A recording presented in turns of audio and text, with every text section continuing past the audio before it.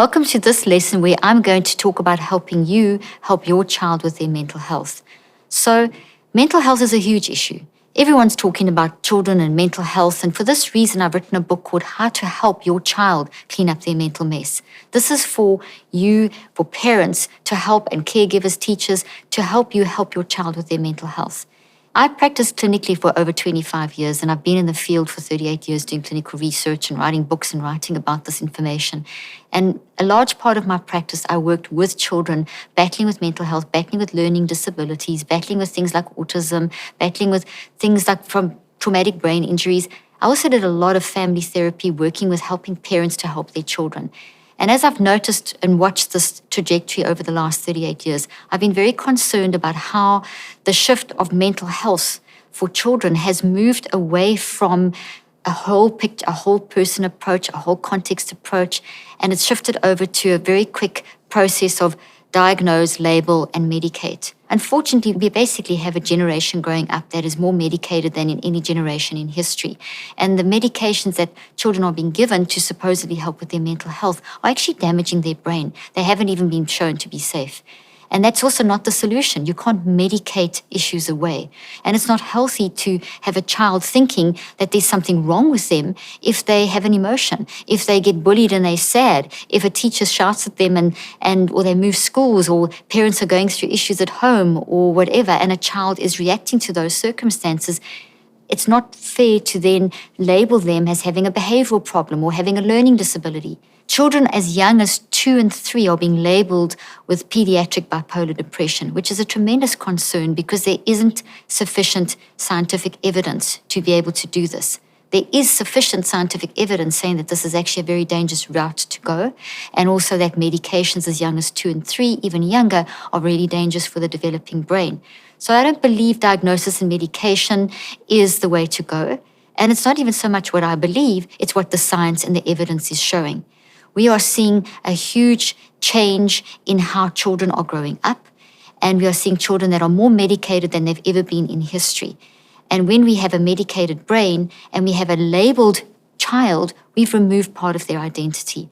And when a child's identity is removed or is damaged as they're growing up, that'll impact how they are functioning. Pretty much we've taught a child through this current biomedical model to think that if they have an emotion like fear or anxiety or worry, that there's something wrong with them. If a child's bullied at school, or the parents are having issues at home, or they've moved to another state or another city, or something's changed in the environment, or they've been abused, that child may not have the linguistic tools to be able to express what they're going through, so it will come out in their behaviors. It will come out in their schoolwork. And what we're supposed to be doing, which we used to do, which is how I ran my practice, is listen to the child's story, give them a safe space where they can actually express what they are feeling and help them to do that, because as I said, they don't have the linguistic tools. This is why I've written this book. This is why I do what I do. This is why I'm doing this quest, to be able to help you, to help your child get through and understand that life is filled with challenges, and that things like the emotions that you feel and the behaviors that change along with that, and the way you feel in your body and the way you're looking at life, is not that there's something wrong with you or your brain or you as an individual, but that's a normal response to the experiences of life. The best way to help our children is for us to be honest with ourselves, for us to model how we are managing our own mental health, because children will do what you do and not what you say. So this book is all about helping you to take the lessons that you've learned in this quest through the neurocycle and all the things that I've been teaching you, and the book shows you how to teach this to your children. Children are way more insightful than we give them credit for. I have taught children as young as 2 and 3 in my clinical practice to be able to manage their mental health. They understand a lot more than they're able to express. So if we can give them tools to be able to show you what they're feeling, that's how you can manage this. So parents, it's a facilitation process.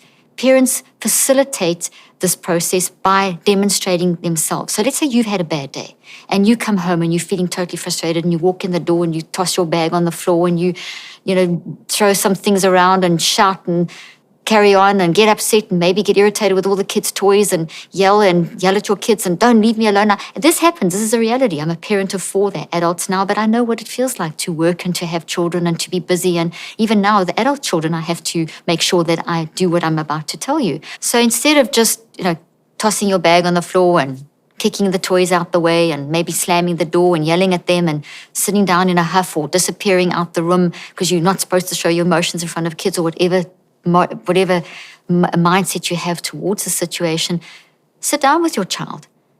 Call them over and say, you know what, let me explain to you what's happening. I'm going to do a little neurocycle.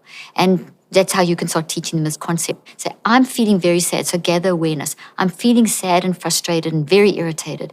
Reflect, because this and this and this happened, and it's making me feel very frustrated. And then you can draw a little neurocycle, a Metacoc, grab a piece of paper, draw a little circle using a few words, a few images, say this happened and it's made me feel like this, and you just go through the different emotional warning signals, just exactly like the neurocycle that you learned in the Quest and that you're seeing in the neurocycle app.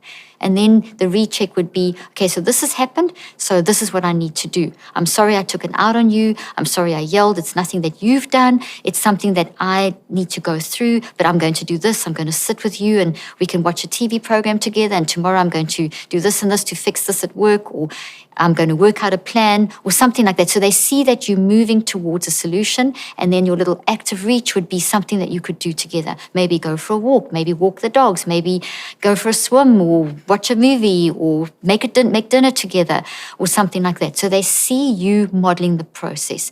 Your well-being of your child is dependent on your well-being, and they model it after you. So if we don't give them permission to have an emotion, and it's just shut down, that's bad, don't do that, you mustn't feel that, that's wrong, don't feel, you are not allowing them to process.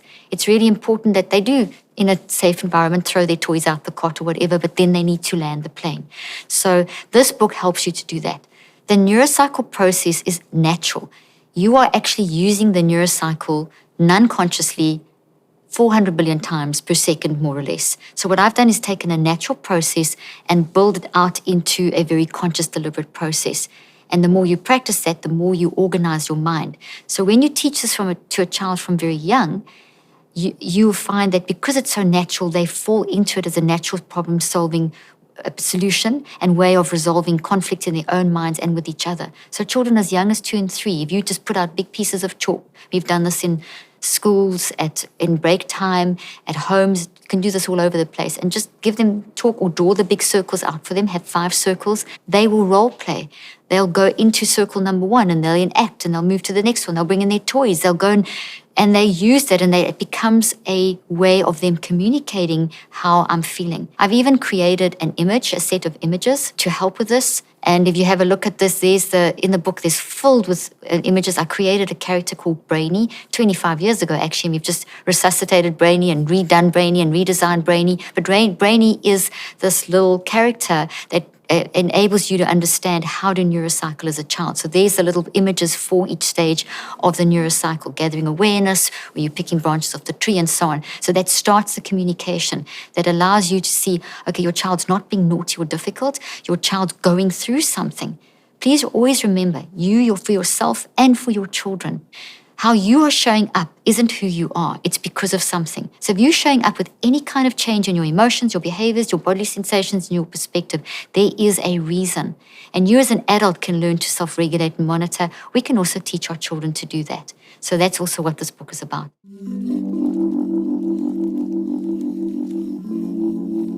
Actually, very understandable to feel pressure as a parent in this current day and age.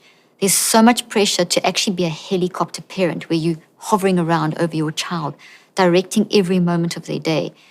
The influencers on Instagram, and there's some great ones out there, but and the parenting books, there's just so much out there saying, literally giving the message that if your child isn't succeeding, if your child's battling emotionally, anything that your child's not doing that doesn't fit the perfect norm or whatever, it's your fault as a parent. Now that's unrealistic because all of us have different experiences, and you're not an expert on anyone's experience except your own.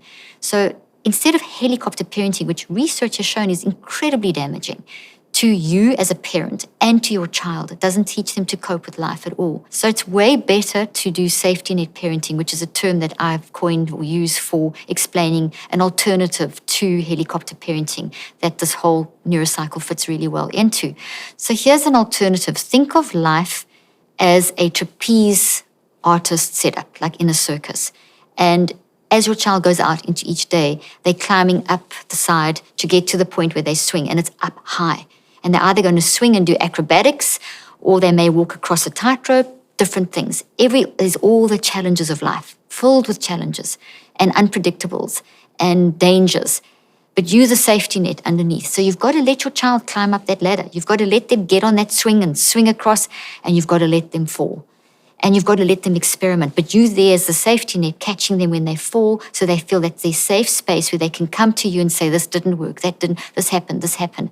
So that's a better alternative, much easier as a parent to do, harder but also easier and much healthier for the child.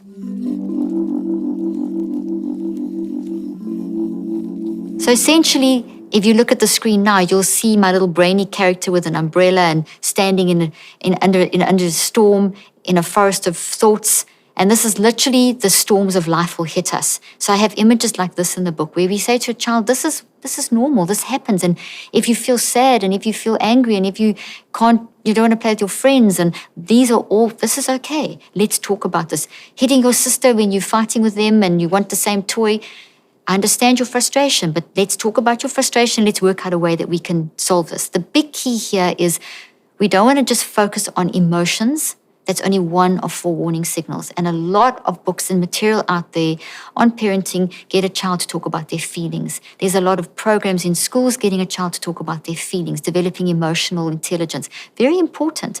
But there's emotional intelligence and feelings are one of 4. So if you only get a child to talk about their feelings, what I have shown in my research is that when you create awareness, you don't do something and you don't go beyond just creating awareness, you will get worse, not better.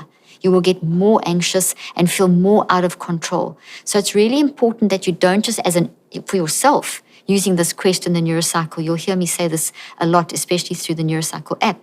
You have to not just talk, you've got to go beyond that. And that's what the neurocycle is teaching you as an adult and your child, that I start with gathering awareness in a very organized way of my feelings plus the other 4 signals. My feelings, so the emotions, the behaviors, the bodily sensations, and the perspective. And then work through the process of reflecting, etc., the 5 steps of the neurocycle, as you see shown with the little brainy images on the screen at the moment. So they're going beyond just talking about how they feel, but you're getting to an action at the end and you're giving them a whole process, and that rewires the brain. So you can also set up the time cycles as well, the same time cycles. I explain how to do that in the book, and lots of ideas on physical things that you can do to help a child to understand this. I'd love to tell you about a story that really emphasizes the power of taking this kind of approach with children to help them with their mental health. The story was told to me recently, and it made such an impact on me that I actually included the story, obviously with the permission of the child and the parents, in my book. So you'll be able to read about Tim's story. So I'm going to give you just a short version. Tim, at the age of 3, was adopted by the lady who told me the story. And Tim is the son of her husband and from a previous marriage. And basically, when they adopted this child at 3, the reason they adopted this child was because they wanted the child earlier, but they saw a lot of behavioral patterns happening when the child came for visitation rights. So between the age of 1 and 3, they started noticing a lot of very disturbing behavior patterns, including very difficult. The child wasn't sleeping, the child was throwing tantrums, all kinds of very disturbing behaviors. So they eventually realized there was something going on, and it turned out that this child was being very badly sexually abused by the blood mother, the biological mother, and various boyfriends and so on. And so they managed to get the child into their care. And so very disturbing, very traumatic first 3 years of this child's life. And the mom was really battling to deal with, as you can imagine, a very challenging situation. And in the meantime, this mom had heard about the neurocycle. So she started using the neurocycle just to help herself cope and keep calm and manage her own mental health through the process of trying to help her child, because there were all kinds of different things happening. And you can read the full story in the book. long story short is that she started getting so calm and in control and was able to help her adopted son so much more effectively that one day at this stage, by this stage, the child was 7, because this was over a period of time that they had the child, and the mom found my app when the child was 7. And the child was watching her, and she homeschools him. And he said, Mom, you're different. What are you doing? So she actually told him about the Neurocycle app. Now, this is a 7-year-old. The app is designed for 15 and up, and was 13, 14, 15 and up. And he said, I want to do that app with you. And so Tim started to do the app. Within 4 days, this child started sleeping. Bedwetting stopped. The behavioral patterns changed. There's certain time points, 4 days, 7 days, 14 days, 21 days that I've identified in my research where major changes happen, whether you're an adult or a child. And these milestones started happening. And this is when these people contacted me and whatever, and the whole story came together. But the point is that this child didn't even have the child version, and the mom and the child together were working through the app, and it has completely changed the child's life. The dad started doing it, the other daughter started doing it. So here's just an example, and you can read more details in the book, but essentially the mom modeled a system of how she could manage herself, which made her her interaction with the child more effective. And the child saw that and wanted to do what the mom wanted to do, and so started using the Neurocycle. Now that's become a lifestyle for them. As soon as Tim feels out of control, he says, I need to go Neurocycle. I mean, I have interviews with this child where he'll told me, he'll say, I'm sitting in the back of the car and I just need to go do a Neurocycle. Or they're driving somewhere and he's feeling worked up, and the parents will say, do Dr. Lee's breathing, do a Neurocycle. So the child has a tool that has changed their life as a family. And I have heard thousands of stories like this. I didn't work directly with these people, and that's my encouragement to you. You don't need to work directly with me to be able to manage your mental health and your child's mental health. You have this quest. You have my Neurocycle app. You have the books that I've brought together. And you can then, together as a unit, help yourself and help your children manage their mental health. And in this way, we can really make an impact on how we function as humans and bring love back into the world again.